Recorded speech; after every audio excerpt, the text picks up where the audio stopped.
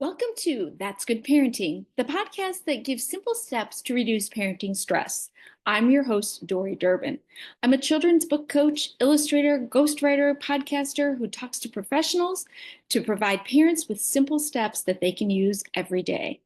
When it comes to stress, I know that being a parent of an athlete can be particularly hard, and that's why we've invited Eric Stevenson back. This is part two of our series. Eric is a licensed clinical practicing counselor and certified mental performance coach. He's also opening his own new brand that you'll hear about towards the end of the podcast. This is the second part, as I said, so we'll jump right into the action. Okay, what about ages? Because I know we were just talking about collegiate athletes. What are the differences in growth mindset as kids get older, athletes get older, or maybe it's the same? Hmm. Maybe we need to be starting the same conditioning for 3-year-olds or 4-year-olds, and as we do for our 20-year-olds. Yeah, I think age doesn't necessarily matter because I think that the definition of ability and achievement, right, can be changed with persistent effort over time. If we look at that and read that over and over again, you're like, that sort of applies to everyone. Growth mindset, and I always use this term, it's simple, not easy. And those are always two different things. And it's like in its form, yeah, it's simple. It's if you have this authentic belief that you can achieve your goals, as long as you are persistent. So you do the work, you rest, you recover, you show up each day with this belief that you can improve, then that is what is achievable, right? Because when we study, when they looked at the studies of, okay, how do these people become top Division I athletes, professional athletes? Their pure talent or genetic code, if you will, yes, had something to do with it. But the further up you went in age, less that thing went down in importance on the pole. So it's like when you are 12, your talent and genetic code really high. Like, hey, did they develop early? Do they hit puberty early? Do they just have this? Do they have the skill set? Okay, great. Okay, but when that 12-year-old becomes 22, their talent that they were born with is not the number one separator anymore. That's probably down to 6, right? And now it's more important things that are in front of it. And the number one thing that's going to be in front day in and day out at any age is that effort, right? Resiliency, and persistency and effort and resiliency only happen with a growth mindset. If you are only motivated when you do well, and then you're unmotivated, that's another big, speaking of what are the common trends I see, motivation. Oh, sometimes I'm super motivated and then weeks I'm not. I can almost tell them right away, that's probably because your motivation comes from your outcomes and not your mindset, right? Where it's, hey, if I win at this tournament, or if I haven't won in 3 weeks, regardless of what those outcomes are, I'm going to show up to practice, take it seriously, put in this effort, consistent. I don't know when this will pay off, but I believe that at some point it will.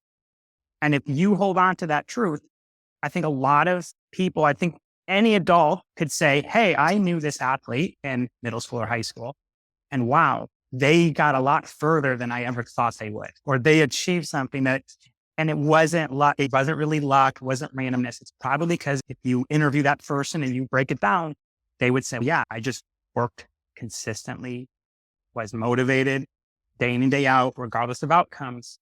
And I think if you stack that over a period of time, we've probably all experienced something that we weren't very good at. And we just did over a period of time. And looking back, we're like, wow, I can't believe I was able to achieve that. I didn't think I would be here then. But with that persistent time over and over again, you can achieve things. So age, the formula is going to apply regardless of age. I think the difference is adults are going to have to find that intrinsically. They're going to have to really identify where their patterns of fix are, or why they're there, where they're coming from, and then work again intentionally to have this growth mindset. Where it comes from children, a lot of that is coming from their environment, their parents, their coaches, their peers. And then that's where the parent can help reshape them. And what I always say to a parent is, where a child is reinforced is where their identity will be formulated. So if you reinforce their skill set, wow, you're so talented, you're a star, you're a winner, you're a champion, that becomes their identity. And like I said earlier, what's the likelihood that they're going to be able to back up that identity day in and day out? Maybe when they're 12 or 13, okay, but when they're 16 or 18 or 22, they're not going to be the star on the team all the time. They're not going to be a champion or a winner all the time. So be very careful what you reinforce. So if you reinforce the pillars of growth mindset, which are actions, choices, focus, and effort. Actions, choices, focus, and effort, right? You say, wow, your child performed really well. Wow, I was really impressed with how committed you were with those passes or shots, right? You didn't say, wow, I was so impressed with how many goals you scored, how many points you had, what your score was, right? You reinforce the actions that they took to achieve those goals, right? That's essentially what sports psychology does, is to say, if we can day in and day out focus on the actions that increase the likelihood to achieve the goal, that's what we focus on, right? Wow, the choice you made, like you had a choice to give up when you guys were losing, but you chose to stick it out, and look at that. You guys came back. I'm proud of you for making that hard choice, because it's not easy to keep going when the ref makes a bad call or your coach pulls you out, right? Vice versa, when your child has a really poor game, right? Here's the worst question. What happened out there? Do not, right? Stay away from that one. And that's a common one, and one that sort of goes under the radar a lot, but asking your kid, hey, what happened out there? We work hard. You had it all week in practice. What's going on? Okay. Because, hey, the reason why they had it all week in practice, because there was no perceived threat to their identity. And then when they weren't able to do it in the game, it's because now I better win or be the star or achieve. Otherwise, my parents or coach or all that time will have a waste to it. And then again, not getting into the neuroscience of why we play worse when we're focused on identity and all that. But there is a reason. It's not just random. So if your child, they don't have the best game, again, to say, okay, instead of asking what happened or criticizing or trying to just tell them it's okay, that's a big one. Like, you'll be fine. It's okay. Keep your head up. It's not very authentic to the kid, right? You're validating their disappointment with how they practiced or how they performed, right? Really, what's more important is you go back and you think, okay, here's a growth mindset opportunity.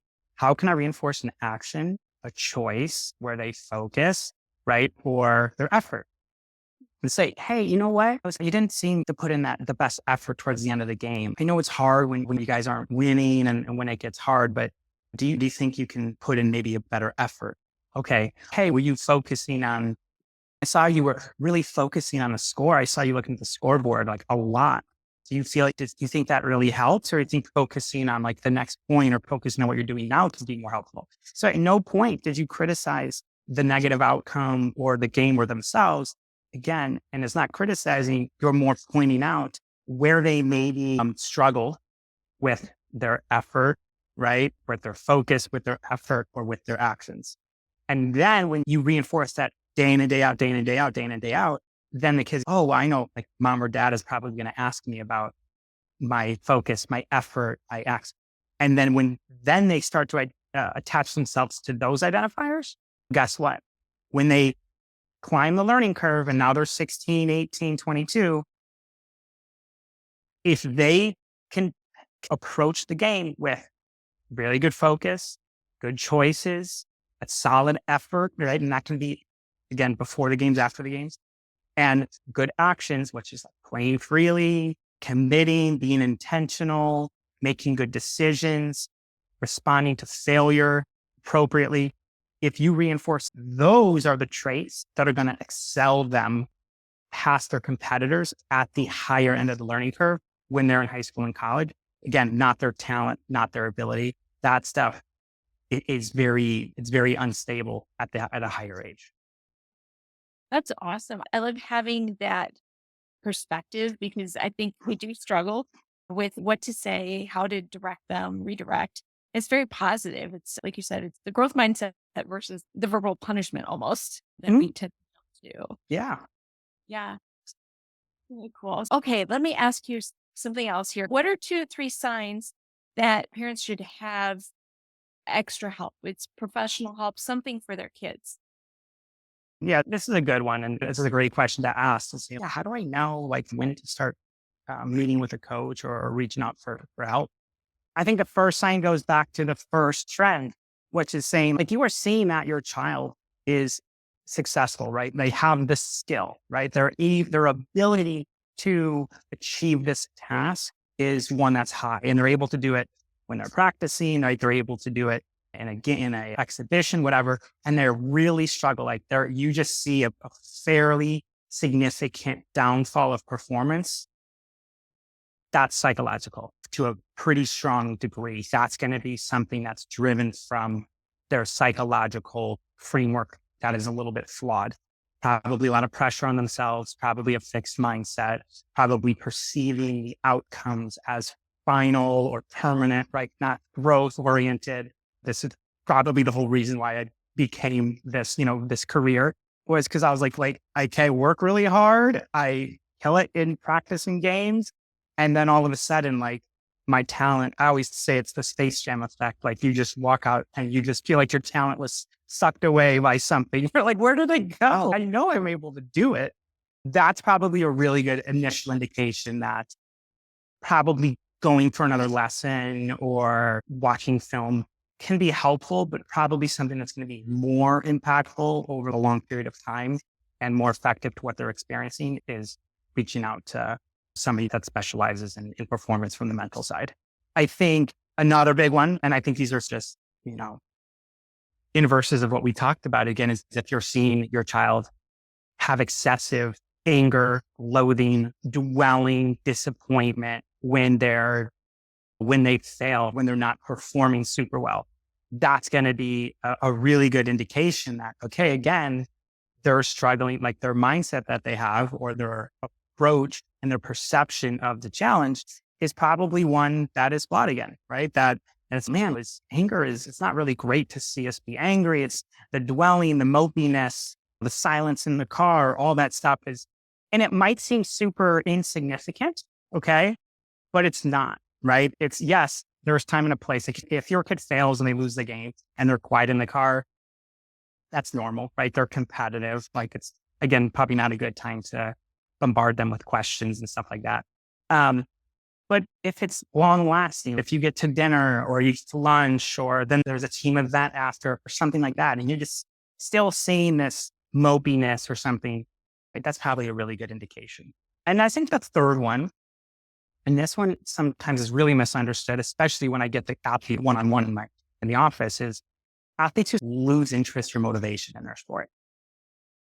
On the surface, apparent, but that's not a big deal. Like we're not going to love everything. And then I'll get that kid one-on-one. Well, actually, I love to swim, but the pain of failing over and over again was so hurtful that I'd rather not do it. So I just tell my parents, like, I'm not really interested in it anymore. So like quitting, losing motivation, losing interest, there's a time and a place for it, but a lot of times it's really misinterpreted and misunderstood. And probably a really powerful reason to say, okay, hey, I see that you're losing motivation, you're losing interest. Because if you felt like your self-worth was predicated on your outcomes and you just failed over and over again, like you kind of lose interest in that thing. I'm not good at it. I'm going to move on to something else. Or I never liked it anyways. Or it's so overwhelming or practices are boring are we sure? And sometimes we're not always sure. I've had a lot of clients come to me wanting to quit, lost interest in the sport. We help them reshape their actual thinking patterns, their identity, their relationship with the sport. And they're like, okay, actually, yeah, I do enjoy it. It is fun. It's motivating. I was just putting so much stress on myself, so much anger on all the failures. It was so overwhelming to me emotionally that I just wanted to, like, what do we do as humans if something becomes uncomfortable? Avoid, right? That's in our DNA is if something is challenging physically or emotionally, we avoid it. So a lot of times it'll appear that they're losing interest, motivation, when in fact their interest is high and their motivation would be high, except they've just been stripped of their energy that they have left because it's just became too much over time. Yeah. Yeah. But no, I think that's actually really great advice for parents because it is hard to tell sometimes when they're coming in, if it's an age thing, if it's they're just tired of the sport, whatever. It's really helpful. Yeah, Okay. You have something new coming up that you're doing. Do you want to share that with I our do. audience? I would love to. Yeah, absolutely. So on March 24th, I'm opening my own practice here shortly, which I'm super excited about. Yes, very exciting stuff. It's called Athletic Mind Performance. So if anybody, if any of your listeners are interested and they want to be able to find me on that day or in a few weeks from now, and they're more than welcome to jump online and take a look. And I'm sure I'm going to have a lot more resources out there, a lot more information, questions that they have. But it'll be at athleticmindperformance.com. Taking that leap, and I'll be continuing to do what I have been doing, which is working with athletes in a performance-focused scope, but using my licensure in clinical mental health counseling to really expedite the process of getting to the root of what their psychological framework is and what about it is specifically holding them back. So we're really excited to launch this new practice here, and excited for the future for sure. So wait, does that mean if I have a child who needs help with the tournament over a weekend, I should bring them on Friday too? You can for sure, but we're probably not going to talk about quick fixes to make sure that they become stars on on Saturday and Sunday. I'm really glad you brought that up, because I think that's a really big misunderstanding in our field is, oh, we'll go see a performance coach, mental person, Eric, and get you ready for this big tournament. And really when I talk to a parent that wants to start working with me, I really lay out the expectations to say, if we want this, if this is really going to benefit them long term, I want you to understand that this is really reframing your kid's psychological framework. And if you understand anything about mental health, therapy, our brains, it doesn't happen in one session. It doesn't happen overnight, right? It takes time to really understand, get to the root of how did their flaws develop? Where are they coming from? What's reinforcing them? What are the benefits of changing them? What is their sort of willingness to change, right? Why do they want to change? Okay, you're willing to change. Here's how we begin that process to change. Now let's practice the change, just like any skill that they're going to work on with their coach. It takes time, right? It takes effort, right? There's pro athletes that have been working with a mental coach for 12 years. Like it wasn't, they're still working with them. It's not like it's ever achieved or completed. But yes, typically what I could say is a lot of big question. It's like, oh, how many sessions? And I'm like, that is a really tough question to answer, because a lot of it is determined on the client's willingness, their motivation and stuff like that. But yes, it's definitely not an overnight fix. That is for sure. I would love to be able to do that. All right. If I had that magic, I'm sure I would be super busy person. That's for sure. But typically I honestly would say, even Dori, trying to fix an athlete overnight in one session might do more harm than good, because then you're just going to highlight their inability to do it, and then they'll become more frustrated. I just saw somebody last night that told me how to reduce my anxiety, and I'm still anxious. Now, here we go, fix mindset. No, I guess I can't do it. I'll never do it. Right then. And so it almost does even more harm than good, trying to use this as a crutch or as a Band-Aid, as opposed to a real long-term solution and change with their psychology. Yeah. And I'm sure like what you see probably transcends into their everyday beyond sports and athlete, any sort of athletic event. There we go. So even academics could be an issue. Life choices could be an issue. So it's worth that investment, I think. 100%. Yeah. And it's just when I'm, again, seeing non-athletes, but clinically, I see a lot of clients who say, I'm just bad at math, right? Let's say they're struggling in a class, we're talking, I'm just bad at math. And I go, oh, you're just bad at math. I didn't know it was black or white like that, right? I didn't know it was you are good or you're bad. And eventually, if I can get that same client to go, you know what? Maybe I'm not as skilled in math right now. Maybe I'm not as good as my friends or the kids sitting next to me. But if I ask for more help, spend more time in the library, do some research on my own, then I can become better at math. That's the only mindset that we're looking for. It's not I'm good at math, I'm bad at math. It's, hey, let's be honest, I'm struggling with math right now, but if I make these actionable changes, I can improve in math. And what are we going to, if they actually do those changes? I think we've all been there at school. Hey, if I actually study a little more and go in for help, what happens to their grades? It actually gets a little better. And then once they see the slight tick in improvement of their grades, now their mindset starts to shift from I'm bad at math. So maybe I'm not as bad as I thought. I just needed to put in some more time. And then back to motivation, right? If you're bad at math and then you get bad grades, what do you think your motivation to do homework or study is going to be? Really low, right? It's going to drop. But if you actually start to see some changes and see some improvement, now their actions and motivation to do their homework, to study, to sit with a teacher, those are going to improve. And then now we begin the growth mindset cycle. And I have success stories. I've had certainly some kids be like, okay, maybe I'm actually good at math now that I really put an effort here. And I'm like, wow, it's amazing what we can accomplish if we, again, change our psychological mindset. Okay. If I was a parent listening right now and I said, I'm going to do something different with my kids, I'm coming at this from a different angle. Do you have a few steps that parents could do as soon as they get off the podcast and start to reroute what they've been doing in the past, for sure? Yeah, I think the first place to look again is to take some information gathering from your child, right?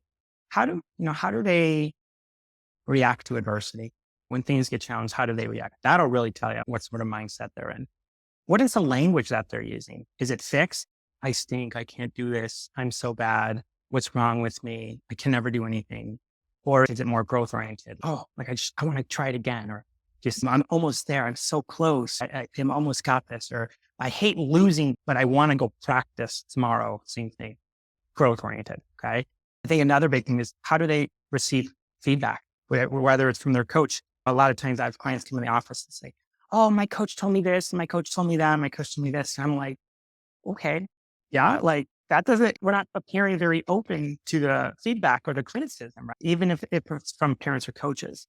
So if they're closed off or if they're defensive, okay, we're noticing that like they're trying again to challenge their identity or to defend their identity in a sense. Because if I'm getting this feedback or if my coach is telling me this, they're also telling me that I'm not skilled at this. And that makes me feel really uncomfortable. And now I'm angry when a coach is telling me I need to do this better because I thought I was good at this. And they're going to become very closed off versus, right, being more open, right, valuing the feedback that they're getting, trying to make the change the best that they can. And I think the first thing, right, once you identify all those behaviors, all those patterns, is to simply ask them to say, what do you think what's your goal? And what do you think it takes to reach that goal? To put them into the future. And a lot of times I just have to perform well, like every year. Oh, okay. And how do you do that? How do you know you're going to do that? If I just keep doing what I'm doing, or if I just keep showing up. And really, I think parents would be shocked to how much information they would get out of that question. Say, what's your goal with sports? What did it take to get there? And if it's not anything that's in that similar category of, I just got to learn from my failures and keep changing and make adjustments and keep growing and keep working hard, then that's sort of an indication that, okay, their belief and principles of how they're going to achieve their goals is one that's out of a fixed mindset or an outcome-oriented mindset. So jumping off this podcast, I'd say, yes, be careful what you reinforce, right? Because what you reinforce is what the child will identify with. So do not reinforce sort of those. I think we talked about this in the very first one was the adjectives. You're a star, you're a winner, you're a champion, you're a rock star, you're just so talented, because they will latch onto those and they'll think, yeah, I am a star, I am talented, I am powerful. And then the second those things become exposed because they're playing better competition, they're going to meet that with extreme anxiety, anger, resistance, everything that's going to lead to poor performance. Instead, really reinforce sort of the verb stuff, right? Their actions, what they focus on, sort of the efforts they make, the choices. I love how you kept in the game even after you made that mistake. oh, like, I love that you chose to play freely, even though there was a lot of risk in that shot or that pass. I love how you didn't think twice about it and just committed to it. And parents are like, I don't know if I can do that. Like, I'm not trained like Eric. I don't know. It's not right. It's hard at first, but if it starts slow, if you can tell them one thing a day after one game, one practice, you can say, what's one thing that I can reinforce about their actions, their effort, their choices, their focus? Then it's going to get easier. It's going to get easier. Then it's going to start to sink in for your child. And then they're going to begin to develop that growth mindset, not be so attached to this identity, right? And it's about not identifying as a volleyball player, swimmer, or basketball player, but it's being able to lower that identity, right? To shrink it, not mean like my whole life. When a kid comes in and says, oh, my whole life is baseball, I'm like, we got a lot of work to do. Because when baseball doesn't go well, does that mean your life doesn't go well?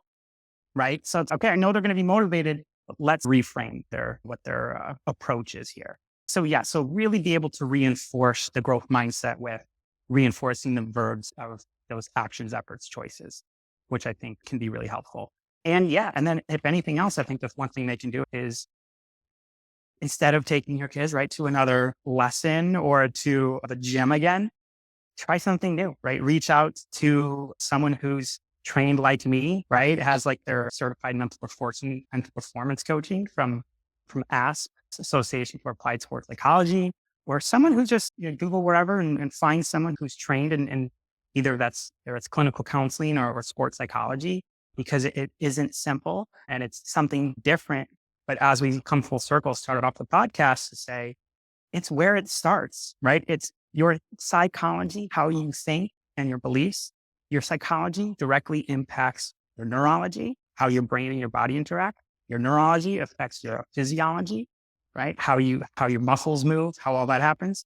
And what do you think it affects athletic performance the most? Your physiology, right? How your bodies move. Whatever level athlete you have, wherever they are, it starts in their psychology. It starts in the brain. So yeah, so I think those are the best tips I have. I'm sure I can find way more if we were here longer, but at least let's start there with something simple. I think those are some. So listen, take some information in, be very careful with, and be very intentional about what you're reinforcing and how you're reinforcing it. Model if you're an athlete yourself, right? Or even if it's work stuff or challenges, model a growth mindset. Oh, you know what? This thing didn't go at work today.